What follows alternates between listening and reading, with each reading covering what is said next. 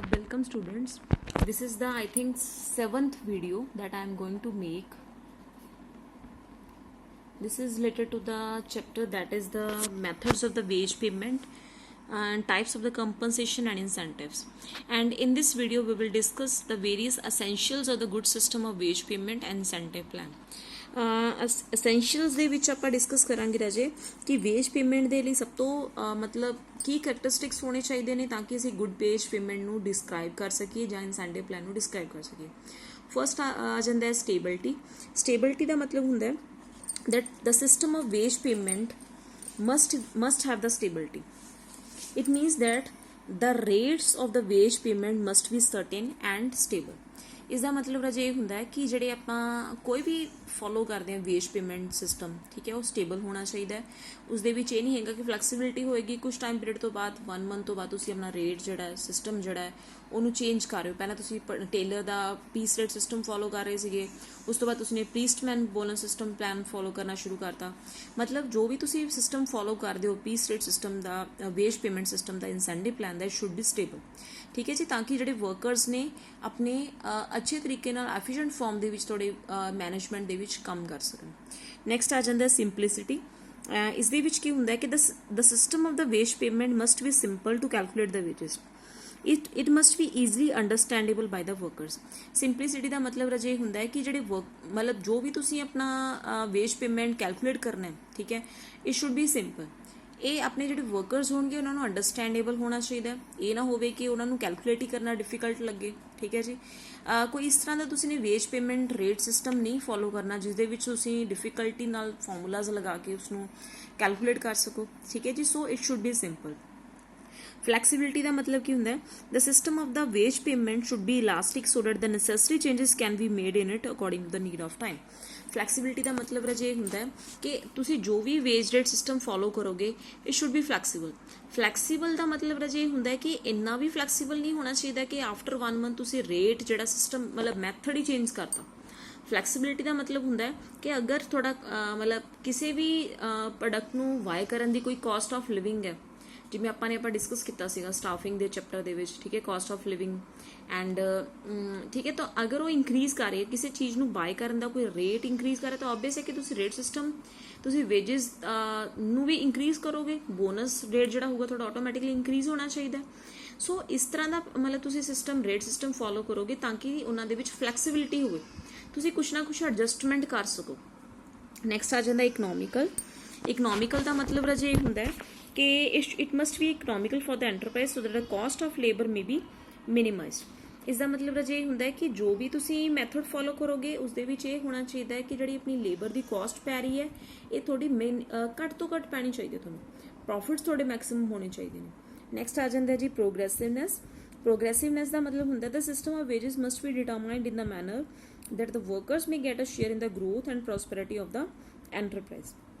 ਕਹਿੰਦੇ ਜੋ ਵੀ ਤੁਸੀਂ ਸਿਸਟਮ ਫੋਲੋ ਕਰਦੇ ਹੋ ਵੇਜ ਪੇਮੈਂਟ ਦਾ ਉਸ ਦੇ ਵਿੱਚ ਇਹ ਹੋਣਾ ਚਾਹੀਦਾ ਹੈ ਕਿ ਤੁਸੀਂ ਆਪਣੇ ਜਿਹੜੇ ਵਰਕਰਸ ਨੇ ਉਹਨਾਂ ਨੂੰ ਮਤਲਬ ਆਪਣੇ ਪ੍ਰੋਫਿਟਸ ਦਾ ਕੁਛ ਨਾ ਕੁਛ part as well as progress ਦਾ ਕੁਛ ਨਾ ਕੁਛ ਪਾਰਟ ਪ੍ਰੋਵਾਈਡ ਕਰ ਸਕੋ ਤਾਂ ਕਿ ਉਹ ਡਿਸਸੈਟਿਸਫਾਈ ਨਾ ਫੀਲ ਕਰਨ ਤੁਹਾਡੀ ਆਰਗੇਨਾਈਜੇਸ਼ਨ ਦੇ ਵਿੱਚ ਠੀਕ ਹੈ ਜੀ। ਨੈਕਸਟ ਆ ਜਾਂਦਾ ਹੈ beneficial to both the parties.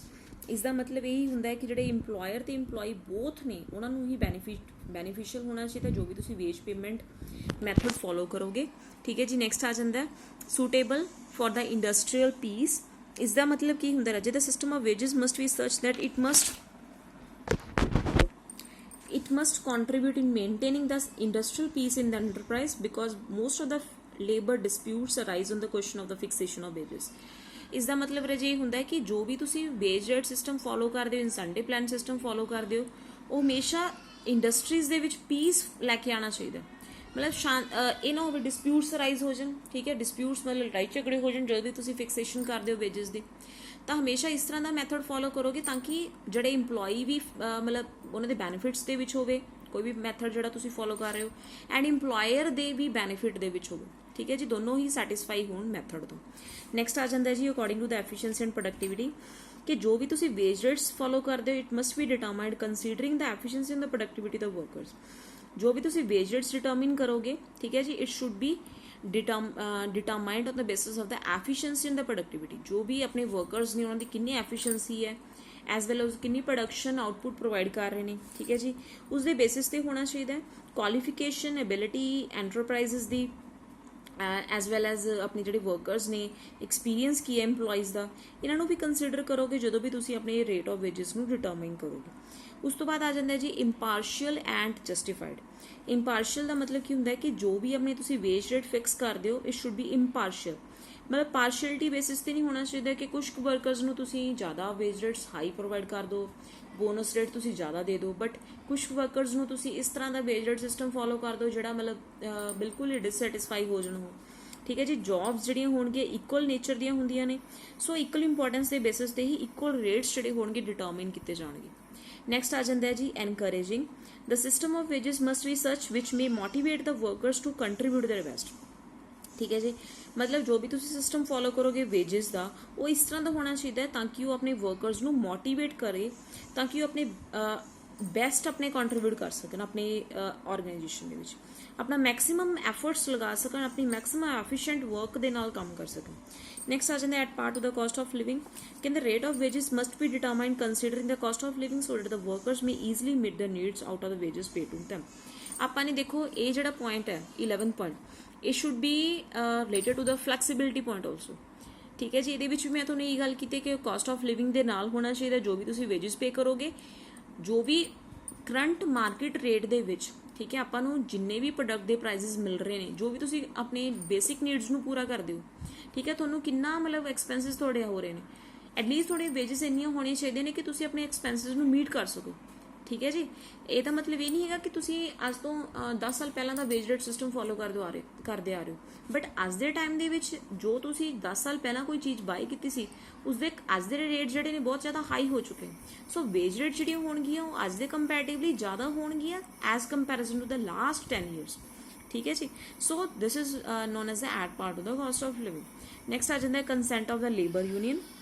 ਇਸ ਦੇ ਵਿੱਚ ਕੀ ਹੁੰਦਾ ਹੈ ਕਿ any system of wages must be adopted with the consultation and consent of the labor union, ठीक है जी। it must be assumed that workers are the active partners of the production process, hence they should be suitably rewarded। ਇਹਦਾ ਮਤਲਬ ਇਹ ਹੁੰਦਾ ਰਾਜੇ ਕਿ ਜੋ ਵੀ ਤੁਸੀਂ ਵਰਕਰਸ ਨੂੰ ਵੇਜਸ ਪੇਮੈਂਟ ਕਰਨੀਆਂ ਨੇ, ਠੀਕ ਹੈ ਜੀ, ਉਹ ਤੁਸੀਂ ਲੇਬਰ ਯੂਨੀਅਨ ਵਾਲਿਆਂ ਨਾਲ ਡਿਸਕਸ਼ਨ ਕਰਕੇ ਕੰਸਲਟ ਕਰਕੇ ਹੀ ਡਿਟਰਮਾਈਨ ਕਰੋਗੇ, ਠੀਕ ਹੈ ਜੀ। ਇਹਦਾ ਮਤਲਬ ਕੀ ਹੁੰਦਾ ਹੈ ਕਿ ਹਮੇਸ਼ਾ ਇਹ ਅਸਿਊਮ ਕੀਤਾ ਜਾਂਦਾ ਹੈ ਕਿ ਜਿਹੜੇ ਵਰਕਰਸ ਨੇ ਉਹ ਉਹਨਾਂ ਦੇ ਐਕਟਿਵ ਪਾਰਟਨਰਸ ਕੌਣ ਨੇ, ਲੇਬਰ ਯੂਨੀਅਨ ਵਾਲੇ, ਠੀਕ ਹੈ ਜੀ। ਉਹਨਾਂ ਨੂੰ ਆਪਣੇ ਪ੍ਰੋਡਕਸ਼ਨ ਪ੍ਰੋਸੈਸ ਦਾ ਪਤਾ ਹੋਣਾ ਚਾਹੀਦਾ ਹੈ, ਤਾਂ ਹੀ ਉਹ ਸੂਟੇਬਲੀ ਉਹਨਾਂ ਨੂੰ ਰਿਵਾਰਡ ਸਿਸਟਮ ਜਿਹੜਾ ਹੋਏਗਾ ਪ੍ਰੋਵਾਈਡ ਕੀਤਾ ਜਾਊਗਾ। ਸੋ ਲੇਬਰ ਯੂਨੀਅਨ ਵਾਲਿਆਂ ਨਾਲ ਤੁਸੀਂ ਕੰਸਲਟ ਕਰੋਗੇ, ਠੀਕ ਹੈ। ਜਿਹੜੇ ਉਹਨਾਂ ਦੇ ਹੈਡਸ ਹੋਣਗੇ, ਉਹਨਾਂ ਦੇ ਜਿਹੜੇ ਵਰਕਰਸ ਹੋਣਗੇ ਪਾਰਟਿਸਿਪੇਸ਼ਨ ਕਰਦੇ ਨੇ, ਉਸ ਤੋਂ ਬਾਅਦ ਹੀ ਤੁਸੀਂ ਵੇਜ ਰੇਟਸ ਜਿਹੜੇ ਹੋਣਗੇ ਡਿਟਰਮਾਈਨ ਕਰੋਗੇ। ਨੈਕਸਟ ਆ ਜਾਂਦਾ ਜੀ ਪੇਮੈਂਟ ਇਨ ਰਾਈਟ ਟਾਈਮ, ਕਿ ਜੋ ਵੀ ਤੁਸੀਂ ਨੇ ਵੇਜਸ ਦੀ ਪੇਮੈਂਟ ਕਰਨੀ ਹੈ it should be done at the right time so that the worker may satisfy their needs in time, ਠੀਕ ਹੈ ਜੀ। ਜੋ ਵੀ ਤੁਸੀਂ ਪੇਮੈਂਟ ਕਰੋਗੇ ਉਹਨਾਂ ਨੂੰ ਰਾਈਟ ਟਾਈਮ ਤੇ ਪੇਮੈਂਟ ਕਰੋਗੇ। ਜਦੋਂ ਨੂੰ ਇੱਕ ਟਾਈਮ ਮਤਲਬ ਅਗਰ ਤੁਸੀਂ 10 ਡੇਜ਼ ਦਾ ਟਾਈਮ ਫਿਕਸ ਕੀਤਾ, ਤੁਸੀਂ ਓਬਵੀਅਸ ਹੈ ਕਿ 10 ਡੇਜ਼ ਬਾਅਦ ਹੀ ਵੇਜਸ ਜਿਹੜੀਆਂ ਹੋਣਗੀਆਂ ਇਨਸੈਂਟਿਵ ਜਿਹੜੇ ਹੋਗੇ ਪੇ ਕਰੋਗੇ। ਅਗਰ ਤੁਸੀਂ 1 ਮੰਥ ਦਾ ਟਾਈਮ ਪੀਰੀਅਡ ਫਿਕਸ ਕੀਤਾ ਹੈ ਤਾਂ ਤੁਸੀਂ ਓਬਵੀਅਸ ਹੈ ਕਿ 1 ਮੰਥ ਤੋਂ ਬਾਅਦ ਉਹਦੀ ਵੇਜਸ ਜਿਹੜੀਆਂ ਹੋਣਗੇ ਪੇਮੈਂਟ ਕਰੋਗੇ। ਐਜ਼ ਵੈਲ ਐਜ਼ ਜਿਹੜੇ ਬੋਨਸ ਪੇ ਕਰ ਰਹੇ ਹੋ ਈਅਰਲੀ ਬੇਸਿਸ ਤੇ ਵੀ ਹੋ ਸਕਦੇ ਨੇ, ਇਨਸੈਂਟਿਵਸ ਜਿਹੜੇ ਹੋਣਗੇ ਮੰਥਲੀ ਬੇਸਿਸ ਤੇ ਵੀ ਹੋ ਸਕਦੇ ਨੇ, 3 ਮੰਥਲੀ ਬੇਸਿਸ ਤੇ, ਹਾਫ ਈਅਰਲੀ ਬੇਸਿਸ ਤੇ, ਈਅਰਲੀ ਬੇਸਿਸ ਤੁਸੀਂ ਡਿਟਰਮਾਈਨ ਕਰੋਗੇ, ਬਟ ਪੇਮੈਂਟ ਜਿਹੜੀ ਹੋਏਗੀ ਰਾਈਟ ਟਾਈਮ ਤੇ ਹੀ ਕਰੋਗੇ। So these are the essentials of the good system of the wage payment as well as incentive plans.